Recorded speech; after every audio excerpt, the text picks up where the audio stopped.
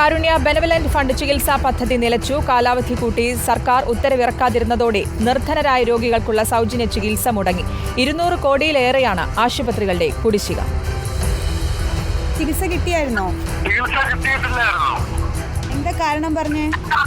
കാരണം പറഞ്ഞ ഞങ്ങൾക്ക് ഈ കാശൊന്നും ഇല്ലായിരുന്നു. അപ്പൊ കാരുണ്യയുടെ ഇതില് ഒരു ചികിത്സ ഉണ്ടായിരുന്നു. അതിനുവേണ്ടി ഒരു 2 മുമ്പ് അപേക്ഷയൊക്കെ കൊടുത്തിരുന്നു.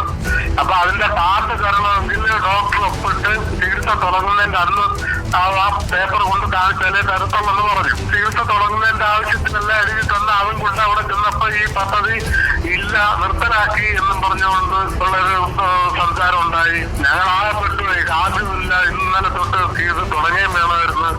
അങ്ങനെ ആ വിഷമിച്ചുപോയി.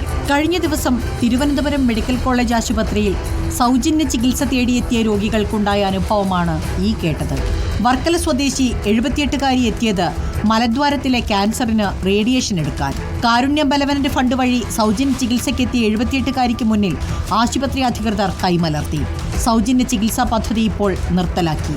50,000 രൂപ അടച്ചാൽ റേഡിയേഷൻ എടുക്കാം. അന്നന്നത്തെ അന്നത്തിന് പോലും ബുദ്ധിമുട്ടുന്ന ഇവരുടെ ചികിത്സ ഇപ്പോൾ പൂർണ്ണമായും മുടങ്ങി.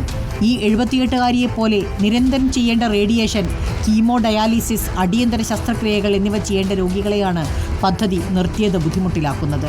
ജൂൺ 30-ന് പദ്ധതി കാലാവധി അവസാനിക്കുകയാണെന്ന് കാട്ടി പദ്ധതിയുടെ നടത്തിപ്പ് ചുമതലയുള്ള ഹെൽത്ത് ഏജൻസി ധനവകുപ്പിനും ആരോഗ്യവകുപ്പിനും കത്ത് നൽകി. എങ്കിലും നടപടിയുണ്ടായില്ല. ഇതോടെയാണ് പദ്ധതി നിർത്തിവെച്ചത്. നിലവിൽ 200 കോടി രൂപയോളം ആശുപത്രികൾക്ക് ഈ ചികിത്സാ പദ്ധതി വഴി സൗജന്യ ചികിത്സ നൽകിയ വകയിൽ കൊടുക്കാനുമുണ്ട്. സ്വകാര്യ ആശുപത്രികൾ പലതും പദ്ധതിയിൽ നിന്ന് ഇതിനോടകം പിന്മാറുകയും ചെയ്തു. സർക്കാർ ആശുപത്രികളിൽ കൂടി പദ്ധതി നിർത്തിയതോടെ നിർധനരായ നിരവധി രോഗികളാണ് ചികിത്സ കിട്ടാതെ മടങ്ങുന്നത്. Reporter PR Praveena, in reporter, Kottayam.